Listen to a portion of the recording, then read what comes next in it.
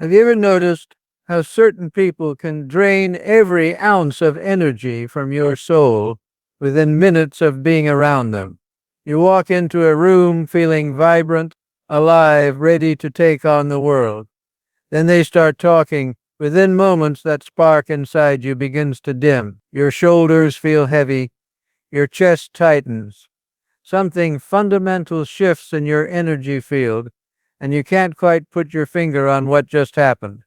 This isn't random. Your psyche is trying to tell you something profound about the nature of human connection and the invisible forces that govern our emotional world. There's a reason why your body responds this way, why your unconscious mind sends these warning signals, why every fiber of your being seems to recoil from certain interactions, even when your conscious mind tells you to be polite, to be understanding, to be compassionate. When was the last time you found yourself making excuses for feeling drained? When did you last convince yourself that your exhaustion after spending time with someone was just coincidence? Your unconscious mind always knows the truth, even when your conscious thoughts try to rationalize away what your soul is experiencing. The body never lies about energy exchange. Notice how your body responds right now as I describe this scenario. Are you recognizing someone in your life? Is there a face that comes to mind? A voice that echoes in your memory? A relationship that suddenly makes perfect sense in this new light? Your psyche is already connecting the dots, already showing you patterns you may have been unconsciously avoiding. There's something ancient and primal happening here, something that goes far beyond simple personality conflicts or communication styles. We're talking about the fundamental exchange of life force itself, the way energy moves between human beings, and how some people have learned to survive by consuming what others naturally radiate. Manly people understood that the human psyche operates on multiple levels of awareness simultaneously. What appears to be simple conversation on the surface often masks complex energetic transactions happening in the deeper layers of consciousness. He recognized that certain individuals, often unconsciously, have developed sophisticated methods of extracting vital energy from others to compensate for their own internal emptiness. This isn't about good people versus bad people. This is about unconscious patterns that develop when someone's inner world becomes so depleted,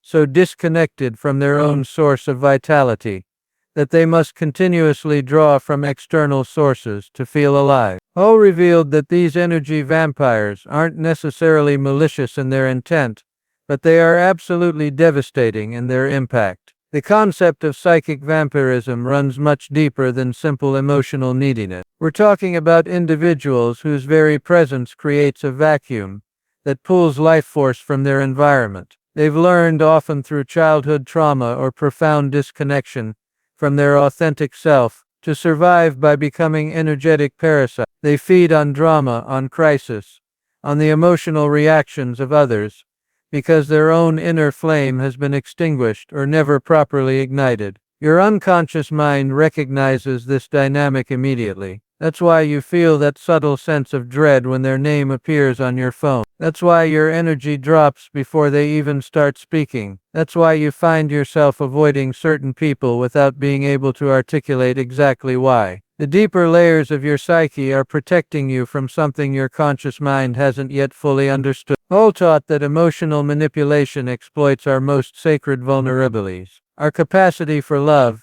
our desire to help, our natural empathy and compassion. Energy vampires instinctively locate these beautiful qualities within us and turn them into feeding mechanisms. They present their problems, their dramas, their endless crises in such a way that our caring nature becomes their energy source. But here's what makes this dynamic so insidious. They're not just taking your energy, they're training you to believe that giving it away is your responsibility. They create elaborate scenarios where your compassion becomes their lifeline, where your emotional stability becomes their emotional regulation system, where your peace becomes their temporary relief from internal chaos. The shadow projection happening here is profound. When you find yourself constantly trying to fix someone's problems, constantly being the source of their emotional stability, constantly feeling responsible for their well-being, you're not just being kind, You're unconsciously trying to heal something broken within yourself through them. The wounded healer archetype emerges,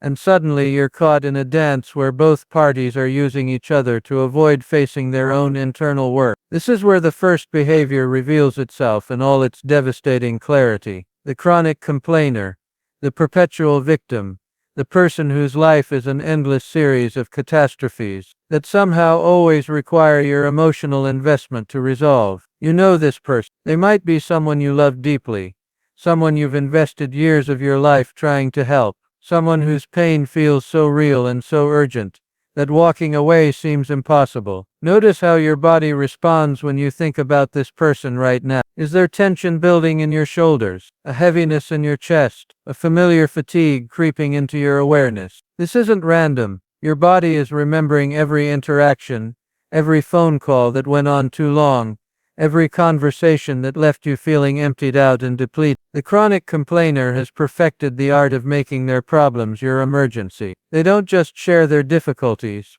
they transfer the emotional weight of those difficulties directly onto your nervous system. They speak in such a way that their anxiety becomes your anxiety, their stress becomes your stress, their inability to cope becomes your responsibility to fix. Here's what's happening on the unconscious level. They're regulating their emotional state by dysregulating yours. When they dump their problems on you, they experience temporary relief because the burden has been shared, but you experience increased agitation because you've absorbed emotional content that doesn't belong to you. It's a completely one-sided energy exchange disguised as communication. Your psyche is trying to tell you something when you dread their phone calls, when you feel exhausted after spending time with them, when you find yourself walking on eggshells around their emotional volatility. The unconscious mind always knows when it's being invaded, when boundaries are being violated, when your energy field is being breached by someone who takes more than they give. But here's the shadow aspect you need to understand about yourself. There's a part of you that's been trained to find worth through being needed. Somewhere in your psychological development, you learned that love means being available for other people's emotional crises, that caring means sacrificing your own well-being for others, that being a good person requires you to be endlessly patient with those who drain your life force. This isn't noble, this is unconscious participation in your own diminishment. When you consistently allow others to use your energy without reciprocation,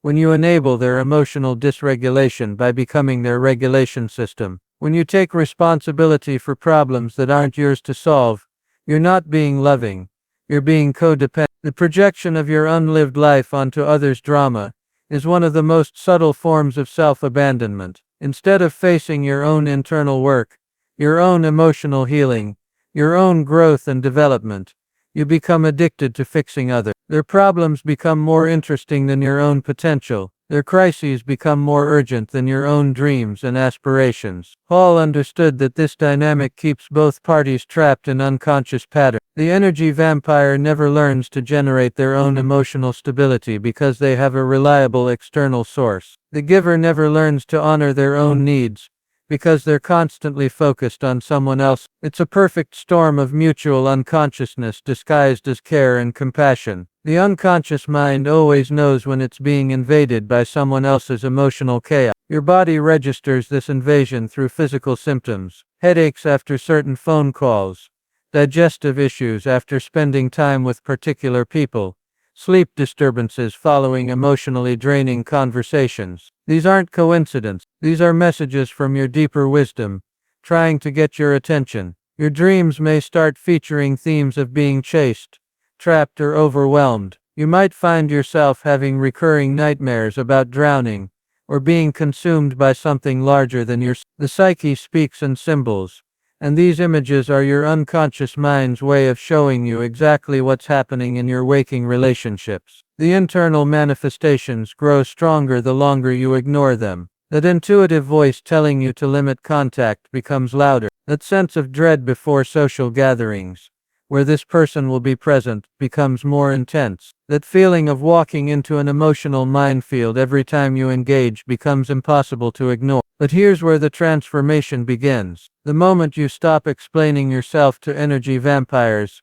everything changes. When you no longer feel compelled to justify why you can't solve their problems, why you can't be their emotional support system, why you can't be available for every crisis they manufacture, you begin to reclaim your power. This evolution happens in stages, and each stage requires you to face parts of yourself you may have been avoiding. First comes the unconscious participation, where you're completely enmeshed in these draining dynamics without any awareness of what's happening. You think this is just how relationships work. You believe that love requires endless sacrifice and that caring means being available for everyone else's emotional chaos. Then comes the growing awareness of energy depletion patterns. You start noticing how you feel before and after certain interactions. You begin to recognize the specific ways your energy gets drained. You start paying attention to which relationships leave you feeling depleted versus which ones leave you feeling energized and alive. This awareness phase can be uncomfortable because it forces you to admit that not all relationships are healthy,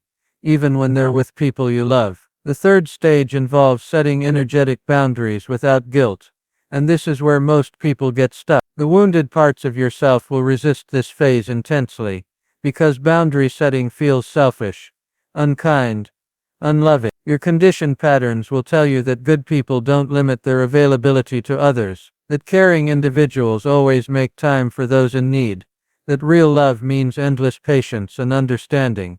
But authentic self-preservation isn't selfish. It's essential. When you begin to protect your energy, as carefully as you would protect any other precious resource, when you start treating your emotional well-being as sacred, rather than expendable, when you refuse to be anyone's emotional dumping ground, something profound shifts in your entire relationship with yourself and others. The fourth stage is when authentic self-preservation becomes natural, when boundary setting stops feeling like a struggle, and starts feeling like self-respect. You no longer explain why you can't solve someone else's problems. You no longer justify why you need time and space for yourself. You no longer apologize for having needs and limits and boundaries. This isn't about being selfish or uncaring. This is about understanding that true compassion includes compassion for yourself, that real love includes love for your own well-being, that authentic relationship requires mutual respect and reciprocal energy exchange. When you stop allowing others to treat your energy as their personal resource, you model healthy relationship dynamics for everyone around you. Notice how your body responds when someone begins complaining now. Has something shifted in your awareness? Can you feel the difference between someone sharing genuine challenges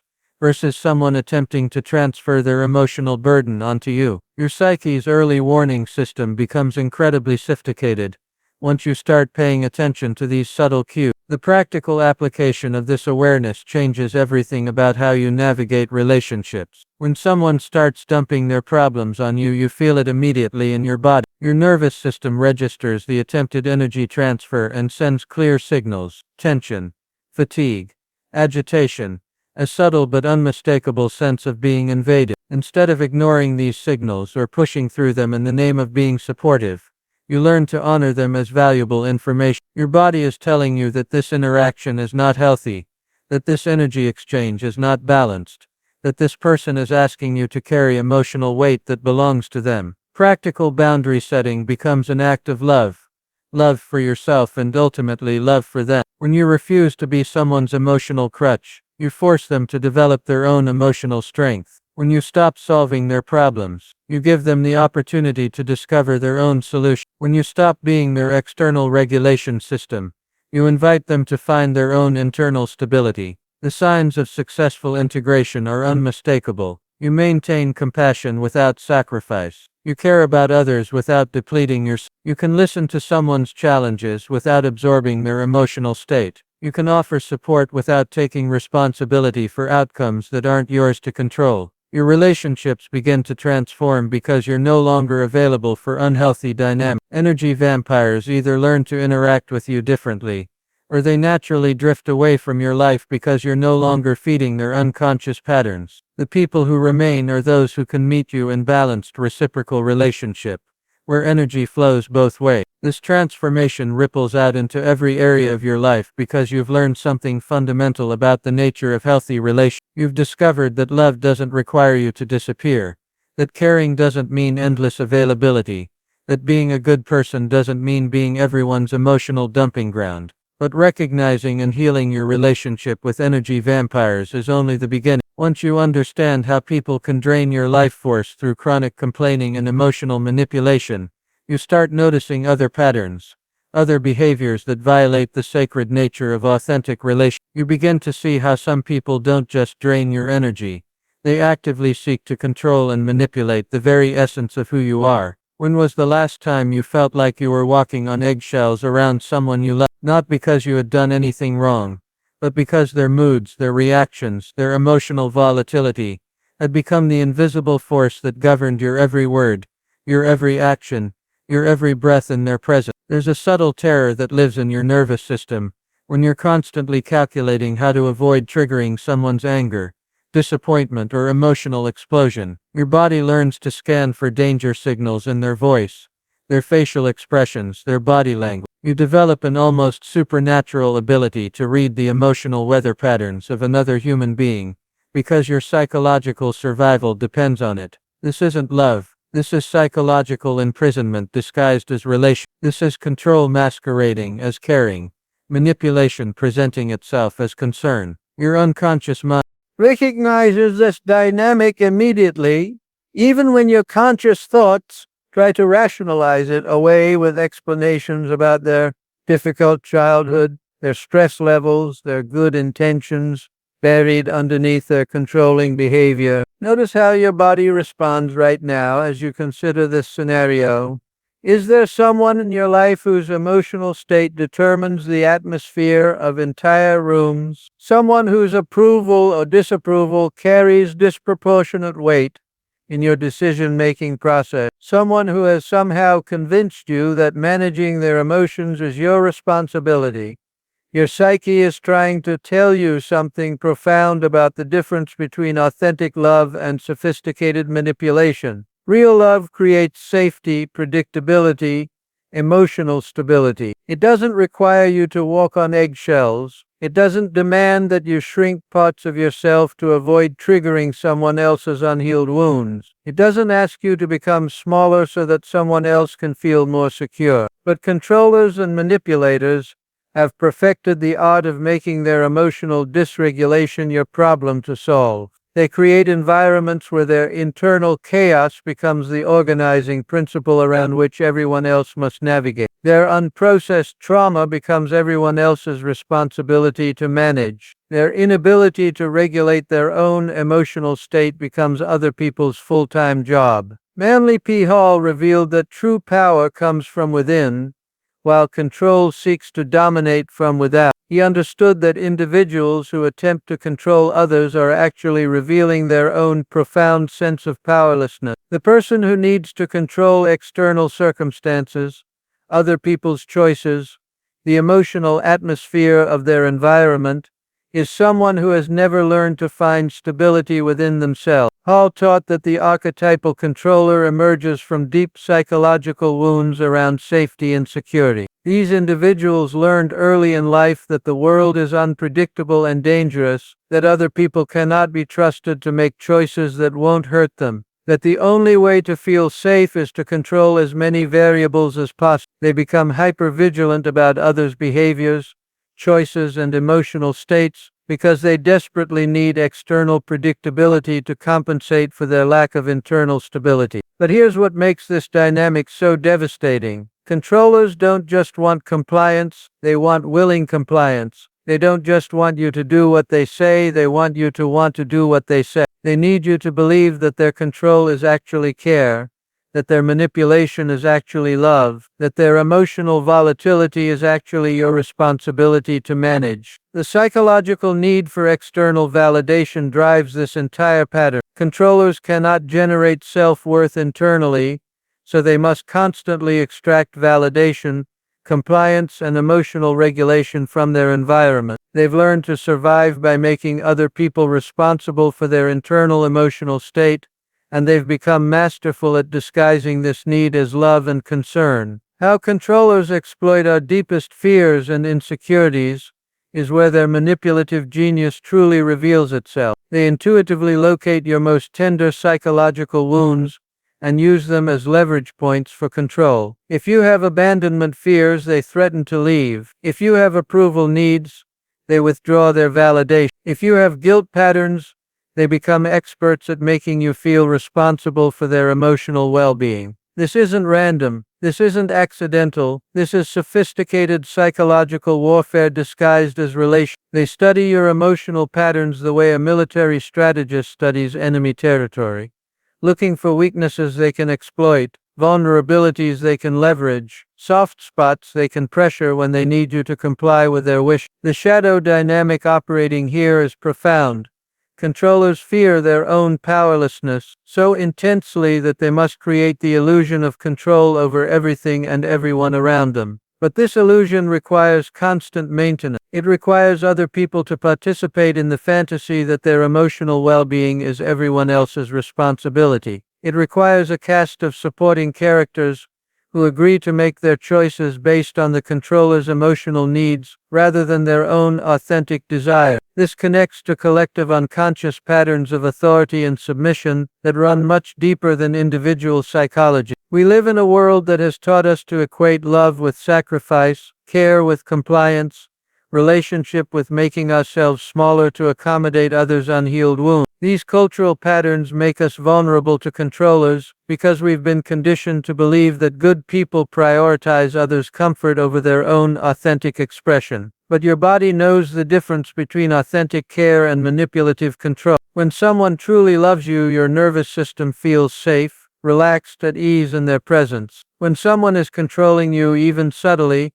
your body registers threat signals, tension in your shoulders, tightness in your chest, a subtle but persistent anxiety that something isn't quite right. The second behavior that you must never tolerate from anyone, not even someone you love, is emotional manipulation and control in all its sophisticated forms. This isn't just about obvious abuse or dramatic outbursts. We're talking about the subtle ways people train you to prioritize their emotional comfort over your own authentic expression, their security over your freedom, their needs over your own legitimate desires and boundaries. Guilt tripping is one of the most common and devastating forms of emotional manipulation. The guilt tripper has learned to weaponize your conscience, your natural empathy, your desire to be a good person. They present their wants and needs in such a way that saying no feels selfish, cruel, unloving. They've mastered the art of making their problems your moral responsibility. When you set a boundary, they respond with wounded disappointment. When you make a choice they don't like, they act betrayed and abandoned. When you prioritize your own needs, they find ways to make you feel guilty for being selfish. They've learned that guilt is one of the most effective tools for controlling other people's behavior, because most of us will do almost anything to avoid feeling like we're hurting someone we care about. Gaslighting represents an even more insidious form of manipulation because it attacks your relationship with reality itself. The gaslighter systematically undermines your perception, your memory, your emotional response. They tell you that things that happened didn't happen, that feelings you experienced aren't valid, that memories you have are distorted or exaggerated. This form of manipulation is particularly devastating because it doesn't just control your behavior, it controls your understanding of what's real. When someone consistently tells you that your perceptions are wrong, that your emotional responses are inappropriate, that your memories can't be trusted, you begin to doubt your own psychological foundation. You start second-guessing everything you think, feel, and remember. Emotional blackmail takes manipulation to its logical extreme. The emotional blackmailer threatens consequences, withdrawal of love, abandonment, self-harm, financial punishment, if you don't comply with their wishes. They've learned that most people will sacrifice their own authentic desires rather than risk losing someone they care about or being responsible for dramatic consequences. These are psychological assault techniques that systematically undermine your connection to your own inner authority, your own emotional truth, your own authentic desires and boundaries. They're designed to make you doubt yourself so completely that you become dependent on the manipulator's version of reality. The recognition signs that you're being controlled and manipulated are unmistakable once you know what to look for. You find yourself constantly second-guessing your own thoughts and feelings. You experience persistent anxiety about potentially triggering someone else's emotional reaction. You feel like you're always walking on eggshells, carefully managing your words and actions to avoid conflict. You notice that you've stopped expressing authentic preferences, because you've learned that your desires often conflict with what the controller wants. You realize that you've been making major life decisions based on someone else's emotional needs, rather than your own genuine calling. You discover that you've been living a smaller version of yourself to accommodate someone else's insecurities and control needs. Your body registers this psychological imprisonment through physical symptoms that can't be ignored. Chronic tension headaches from constantly monitoring someone else's emotional state. Digestive issues from swallowing your authentic responses to avoid conflict. Sleep disturbances from the persistent anxiety of never knowing when the next emotional explosion might occur. The unconscious pattern that makes you vulnerable to controllers almost always traces back to childhood programming around love and approval. Somewhere in your psychological development, you learned that love is conditional on compliance, that care means sacrificing your authentic self for others, that being valued requires making other people's emotional comfort more important than your own psychological well-being. Maybe you had a parent whose moods dominated the household atmosphere. Maybe you learned that love meant walking on eggshells around someone's emotional volatility. Maybe you discovered that approval required you to be smaller,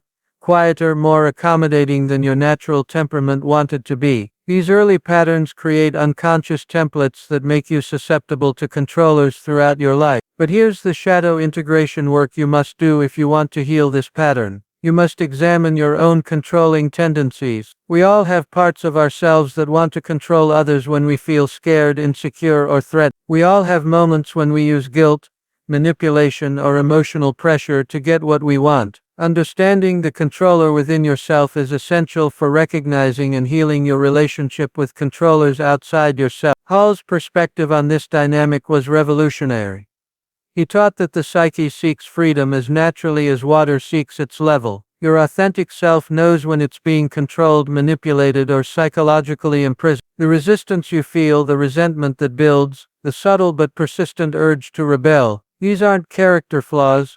They're your soul's natural response to psychological bondage. The body wisdom around control is incredibly sophisticated. Your nervous system registers psychological control the same way it registers physical threat. That tightness in your chest when someone uses guilt to manipulate you isn't random. It's your body's way of telling you that your psychological freedom is under attack. The anxiety you feel when walking on eggshells around someone's moods isn't neurosis, it's your system responding to the constant vigilance required to navigate psychological manipulation. Your dreams during periods of intense control often feature themes of being trapped, caged, or imprisoned. You might have recurring nightmares about being chased by authority figures, or finding yourself in situations where all the exits are blocked. Your unconscious mind is processing the psychological reality of your waking life through these powerful symbolic images. The awakening moment that changes everything is when you realize that love doesn't require you to disappear. Authentic relationship doesn't ask you to make yourself smaller to accommodate someone else's unhealed wound. Real care doesn't demand that you sacrifice your psychological freedom for someone else's sense of security. This realization can be earth-shattering because it challenges everything you may have been taught about love,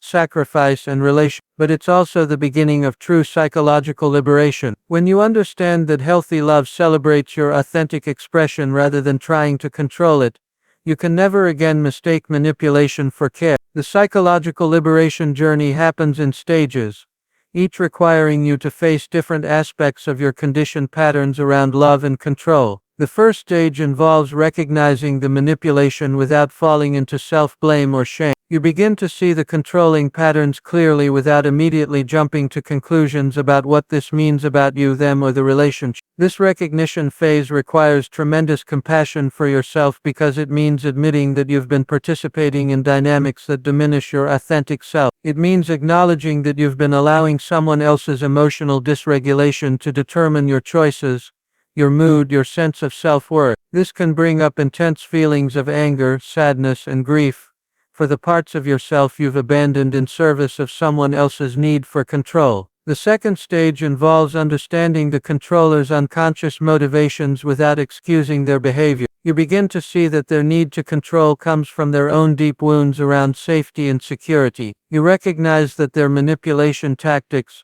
are desperate attempts to manage their own internal chaos. This understanding can help you depersonalize their behavior without making it your responsibility to heal their wound. Controllers often come from backgrounds where they experienced profound powerlessness, childhood abuse, neglect, trauma, or environments where their emotional needs were consistently dismissed or minimized. Their controlling behavior is an unconscious attempt to ensure that they never feel that powerless again. But understanding their wounds doesn't mean accepting their behavior or making their healing your responsibility. The third stage is where most people encounter the greatest resistance: reclaiming your psychological sovereignty. This means making decisions based on your own authentic desires rather than someone else's emotional need. It means expressing your true thoughts and feelings even when they conflict with what the controller wants to hear. It means setting boundaries even when those boundaries trigger intense emotional reaction. Reclaiming your sovereignty requires you to tolerate the discomfort of someone else's disappointment,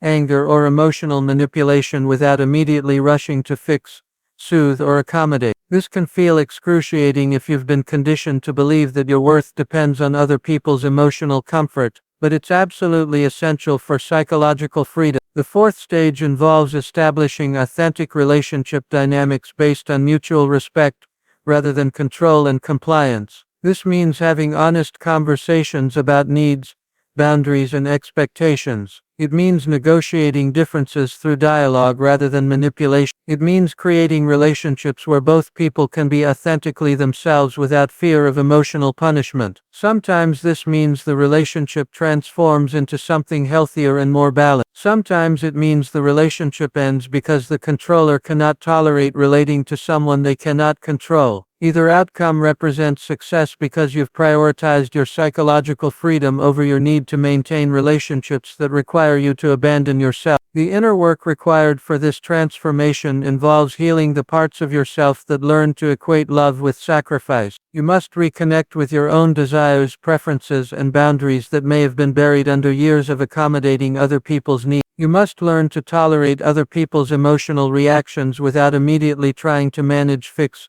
or soothe them. The signs of transformation in this area are unmistakable. You begin trusting your own perceptions and feelings even when someone challenges. You stop explaining and defending your choices endlessly to people who use your explanations as ammunition.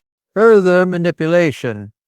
You find yourself naturally drawn to relationships that feel spacious, supportive, and celebratory, rather than constricting and controlling. Internal shifts happen first. You notice that you're no longer constantly monitoring someone else's emotional state. You realize that you're making decisions based on your own authentic desires rather than someone else's potential reactions. You discover that you can love someone without taking responsibility for their emotional well-being. External changes follow naturally.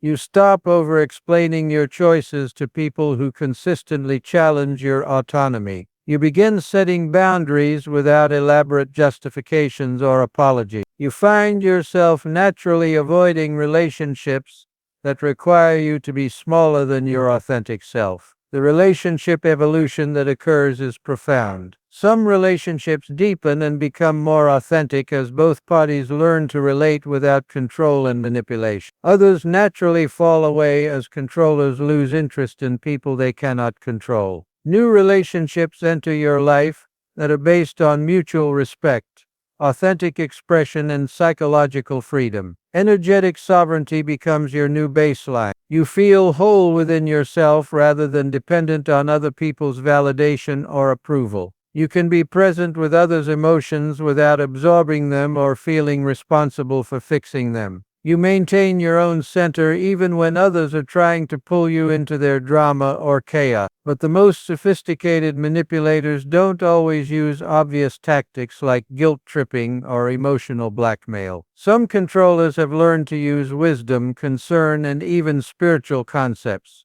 as weapons of control. They present themselves as helpers, teachers, or guides, while systematically undermining your connection to your own inner authority. The helper controller is particularly insidious because their manipulation is disguised as generosity and care. They offer unsolicited advice, make decisions for you without your consent, and create situations where you become dependent on their help. They position themselves as indispensable while gradually eroding your confidence in your own capability and judgment. These controllers often use phrases like, "I'm only trying to help," or "I know what's best for you," while systematically taking over areas of your life that you're perfectly capable of managing yourself. They create crises that require their intervention, offer solutions to problems you didn't know you had, and gradually train you to see them as the expert on your own life. Future faking represents another sophisticated control technique where manipulators make promises about future behavior, future changes, future relationship dynamics to maintain control in the present. They dangle the possibility of the relationship you actually want, one based on respect, equality, authentic intimacy, while continuing to operate from control and manipulation. These promises are designed to keep you engaged in unhealthy dynamics by offering hope that things will eventually change. But the future they promise never arrives because they have no intention of actually changing their controlling behavior. The promise itself is the manipulation, designed to prevent you from taking action to protect your psychological freedom in the present. Your psyche is trying to tell you something when relationships feel exhausting rather than energizing. When you find yourself constantly explaining and defending your choices, when you feel like you're never quite good enough or doing enough to earn someone's approval and acceptance. These feelings aren't random, they're messages from your deeper wisdom telling you that something fundamental is wrong with the relationship dynamic. The recognition that some people treat your boundaries as negotiation points rather than non-negotiable limits leads us to the third and perhaps most devastating behavior that you must never tolerate from anyone. Because once you understand how people drain your energy and control your choices, you begin to notice how some individuals go even further. They violate the very essence of who you are by refusing to respect the sacred boundaries that protect your soul. Have you ever noticed how some people treat your no as a negotiation rather than a complete sentence? They hear your boundary and immediately begin the process of wearing it down, finding loopholes or simply ignoring it altogether as if your clearly stated limit was merely a suggestion they can choose to follow or discard based on their own convenience. There's something visceral that happens in your body when someone violates your boundaries. It's not just disappointment or frustration. It's a deeper violation that reaches into the core of your being. A fundamental assault on your right to exist as a sovereign individual with your own sacred space, your own choices, your own autonomy over your physical, emotional, and mental territory. Your nervous system registers boundary violations as threats to your very survival because on the deepest level that's exactly what they are. When someone refuses to respect your boundaries, they're telling you that their wants and needs are more important than your right to self-determination. They're communicating that your comfort, safety, and well-being are expendable in service of their desires. This isn't random. Your psyche is trying to tell you something profound about the nature of respect and the sacred foundation upon which all healthy relationships must be built. The unconscious mind recognizes boundary violations immediately because it understands something your conscious mind might try to rationalize away, that respect isn't optional in relationship. It's the absolute baseline requirement for authentic connection. Notice how your body responds right now as you consider the people in your life who consistently ignore your stated boundaries. Is there tension building in your chest? A familiar feeling of being invaded or violated? A sense of powerlessness that comes from having your clearly expressed limits treated as irrelevant? The visceral feeling of being invaded that accompanies boundary violations is your soul's way of telling you that something sacred is under attack. We're not just talking about minor annoyances or communication misunderstandings. We're talking about fundamental violations of your right to determine what happens to your body, your energy, your emotional space, your mental territory. How boundary violations create soul-level trauma is something most people don't fully understand until they begin to recognize the pattern. Every time someone ignores your no, dismisses your discomfort, or pushes past limits you've clearly established, they're creating microscopic fractures in your sense of self. They're teaching you that your voice doesn't matter, that your boundaries aren't real, that your right to self-protection is negotiable. Over time, these violations accumulate. Your natural ability to protect yourself becomes compromised. You start doubting whether your boundaries are reasonable, whether your discomfort is valid, whether you have the right to say no to things that feel wrong to you. The boundary violators have systematically undermined your connection to your own internal authority. Your unconscious mind recognizes that your essence is under attack because boundary violations don't just affect your current experience. They affect your fundamental relationship with your own power, your own voice, your own right to exist on your own terms. They create deep psychological wounds that can take years to heal if they're not addressed directly and consciously. Manly P. Hall understood that respect is the foundation of all authentic relations. Without respect, he taught, there can be no real love, no genuine intimacy, no true connection between human beings. Respect isn't just about politeness or good manners. It's about recognizing and honoring the sacred nature of another person's individual sovereignty. Hall revealed that the sacred nature of individual psychological space is one of the most fundamental principles of healthy human interaction. Every person has an invisible boundary around their being that includes their physical body,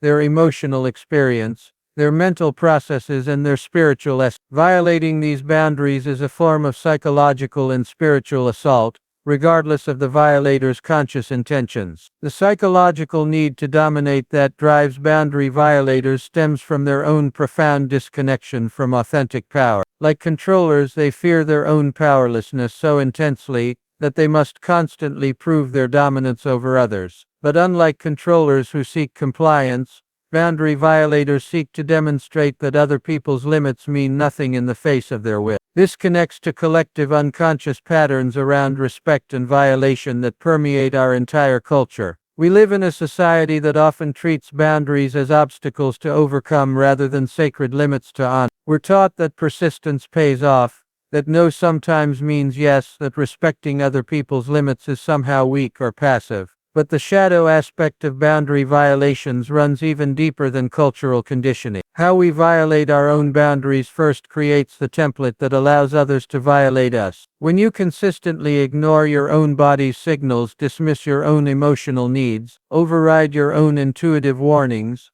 you train yourself to normalize boundary violation. You become desensitized to the very violations you should be most alert to. The third behavior that you must never tolerate from anyone, not even someone you love, is chronic disrespect and boundary violation in all its forms. This includes physical boundary violations, emotional boundary violations, and mental boundary violations, each representing a different level of assault on your sovereign right to exist peacefully in your own skin. Physical boundary violations are often the most obvious but not always the most recognized. We're not just talking about dramatic physical assault, though that certainly falls into this category. We're talking about unwanted touch, invasion of your physical space, and any form of physical interaction that continues after you've expressed discomfort or said no. The person who continues to hug you after you've stepped back, who touches you in ways that make you uncomfortable despite your clear signals, who invades your physical space despite your obvious attempts to create distance. These individuals are violating one of the most basic forms of human boundary. Your body belongs to you and no one has the right to access it without your ongoing enthusiastic consent. But physical boundary violations also include more subtle invasions. Going through your personal belongings without permission, entering your private space without invitation, using your possessions without asking. These violations communicate a fundamental disrespect for your right to have things that are yours alone, spaces that are sacred to you, physical territory that you control. Your body's immediate response to physical boundary violations is unmistakable once you learn to pay attention. That tightening in your stomach when someone stands too close, the tension in your shoulders when someone touches you without permission, the instinctive recoil when someone invades your physical space. These aren't random reactions, they're your nervous system's sophisticated boundary detection system in action. Emotional boundary violations represent an even more insidious form of disrespect because they're often disguised as care, concern, or intimate connection. The emotional boundary violator dismisses your feelings, tells you how you should or shouldn't feel, or demands access to your emotional experience when you've clearly indicated you need privacy or space. These violations show up as someone who insists on knowing details about your personal life that you don't want to share, who demands emotional intimacy before you're ready to give it, who refuses to respect your need for emotional space during difficult times. They treat your emotional boundaries as walls to be broken down rather than sacred limits to be honored. The emotional boundary violator often uses phrases like "you shouldn't feel that way," or "you're being too sensitive," or "if you really loved me you would tell me everything." They've learned to weaponize intimacy, using the language of closeness and connection to violate your right to emotional privacy and autonomy. Notice how your body responds when someone dismisses your feelings or demands emotional access you're not ready to give. There's often a sensation of being emotionally naked, exposed, vulnerable in ways that feel unsafe. Your psyche recognizes these violations as fundamental breaches of the sacred boundary around your inner world. Mental boundary violations attack your relationship with reality itself, much like gaslighting but often more subtle and pervasive. The mental boundary violator refuses to respect your thoughts, opinions, and perceptions. They argue with your experience, tell you what you think or should think, and treat your mental space as territory they have the right to colonize. These violations show up as someone who constantly corrects your memories, challenges your perceptions, or insists that their interpretation of events is more accurate than your own experience. They refuse to accept that you can have different thoughts, opinions, or perspectives than they do. They treat disagreement as a problem to be solved rather than a natural part of human diversity. Mental boundary violators often disguise their violations as help or education. They position themselves as more rational, more logical, more informed than you are. They use their supposed superior knowledge or wisdom to invalidate your thoughts and experiences. They've learned to weaponize intelligence, using their mental capacity to dominate rather than to connect. The recognition phase for boundary violations requires you to trust your body's immediate responses, rather than your mind's tendency to rationalize, minimize, or excuse. Your nervous system knows when boundaries are being violated long before your conscious mind catches. That feeling of being invaded, that sense of something being fundamentally wrong, that instinctive urge to get away, these are valuable signals that deserve your attention and respect. The unconscious pattern that makes you vulnerable to boundary violators almost always involves learning to minimize or ignore your own discomfort in service of keeping others comfortable. Somewhere in your development you learned that your boundaries were less important than other people's desires, that your comfort was expendable if it meant avoiding conflict or maintaining relations. Maybe you learned that saying no was selfish, that setting limits was mean, that protecting yourself was somehow wrong or unkind. Maybe you were taught that good people always accommodate others, that love means endless availability, that caring requires you to sacrifice your own comfort for others' convenience. But recognizing violations without self-blame is crucial for healing. You didn't cause someone else to violate your boundaries. You didn't invite disrespect or being too trusting, too open, too accommodating. Boundary violations are always the choice and responsibility of the violator, regardless of your response or reaction. The shadow work required here involves examining where you disrespect your own boundaries first. When do you ignore your body's signals of discomfort? When do you override your emotional needs for others' convenience? When do you dismiss your own thoughts and perceptions in favor of someone else's version of reality? Hull's teaching on this was profound. The unconscious mind records every violation and awaits justice. Your psyche keeps a detailed account of every boundary violation, every moment of disrespect, every time your sacred limits have been ignored or dismissed. This isn't about revenge or punishment. It's about the natural psychological process of seeking restoration and balance. The psychic impact of violations goes far beyond the immediate moment of disrespect. Each violation creates a fracture in your sense of self, a weakening of your connection to your own authority, a diminishment of your ability to protect yourself in future situations. Over time, these fractures accumulate and can create profound trauma patterns that affect every area of your life. Why we repeat relationships with boundary violators is one of the most important questions you can ask yourself. Often it's because the violations feel familiar. They match early patterns from childhood where your boundaries weren't respected, where your voice didn't matter, where your discomfort was treated as inconvenient rather than important. These trauma patterns create unconscious attraction to people who will recreate familiar dynamics, even when those dynamics are harmful. Your wounded parts seek healing through repetition, hoping that this time will be different, that this person will finally respect the boundaries that others have violated. But healing comes through breaking these patterns, not repeating them. The sacred boundary evolution begins when you stop minimizing violations, stop making excuses for disrespectful behavior, stop trying to fix people who consistently ignore your limits. It begins when you decide that your boundaries matter more than anyone's comfort with those boundaries. The first stage of this evolution involves recognizing violations without self-blame or minimization. You learn to trust your body's signals, to honor your emotional responses, to validate your own perceptions even when others challenge them. You stop gaslighting yourself about your own experience of being violated.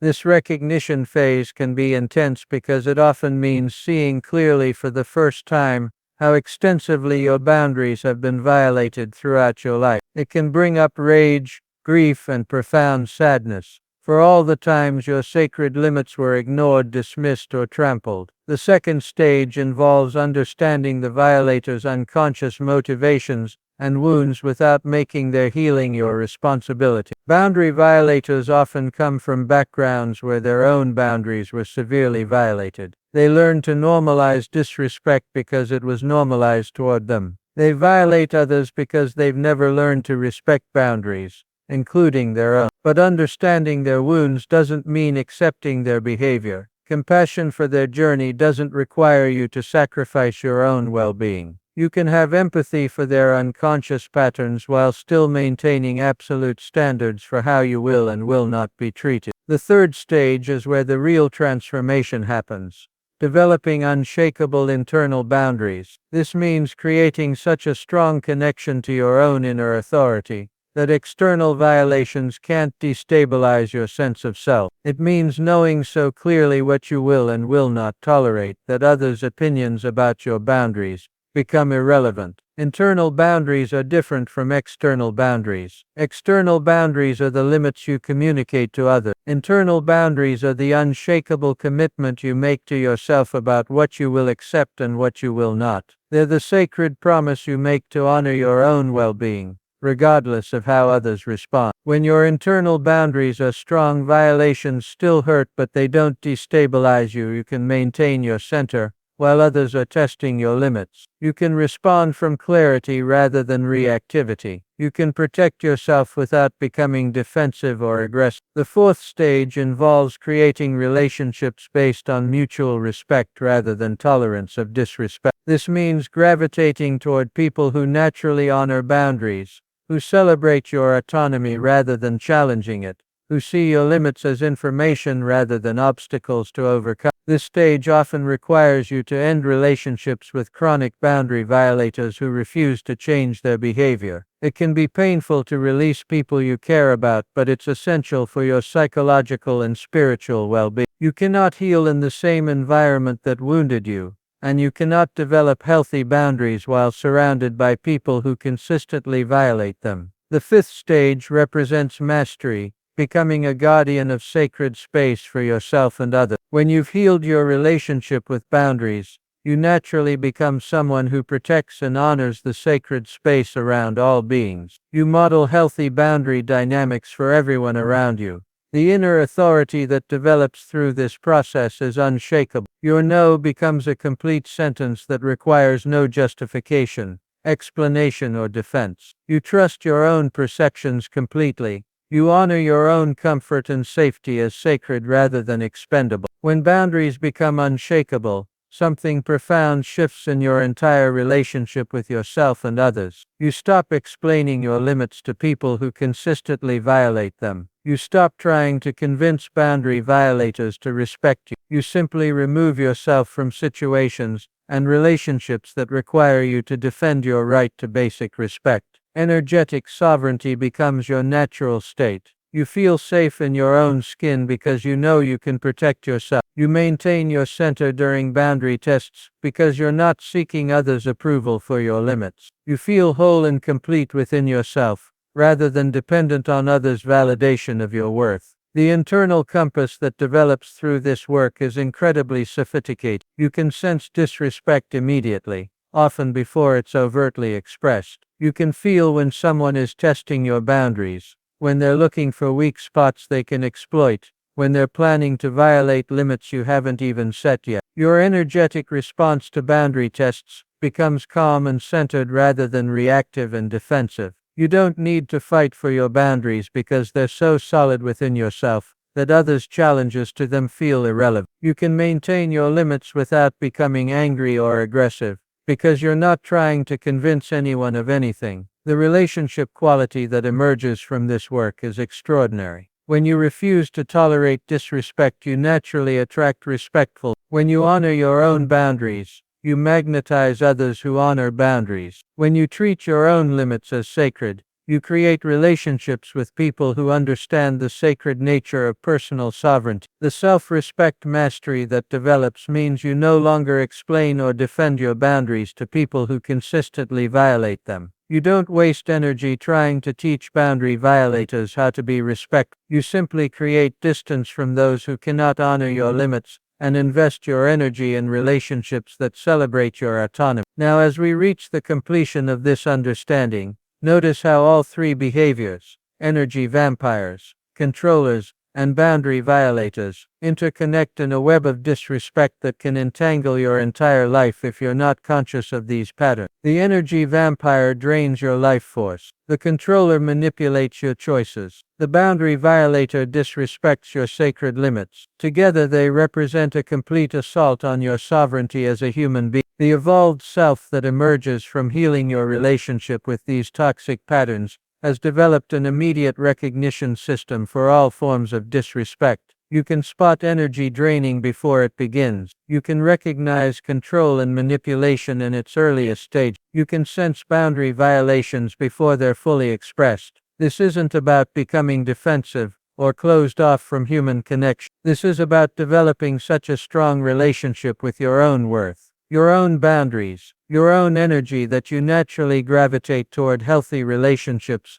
and naturally repel unhealthy ones. Energetic mastery means maintaining your sovereignty in all relations. You can be present with others' emotions without absorbing them. You can care about people without taking responsibility for their well-being. You can love deeply without losing yourself in the process. The new standard that emerges is relationships that honor and celebrate your authentic self, rather than requiring you to abandon it. You stop accepting crumbs of respect from people who should be giving you full acknowledgement of your worth. You stop settling for relationships that require you to be smaller than your natural essence. Hall's ultimate teaching becomes lived experience. When you honor your own psyche, the universe honors you. When you respect your own boundaries, you attract respect from others. When you protect your own energy, you magnetize energizing relationships. When you refuse to tolerate what diminishes your soul, you create space for what celebrates it. The ripple effect of your transformation impacts everyone around. Your refusal to participate in toxic dynamics forces others to either evolve or find someone else to play their unconscious games with. Your modeling of healthy boundaries gives others permission to develop their own. Your commitment to self-respect inspires others to value themselves more highly. You are no longer available for what diminishes your soul. This isn't a statement of rejection or judgment toward others. This is a declaration of love for yourself, a commitment to honor the sacred vessel that carries your essence through this life. You've learned that loving others begins with loving yourself,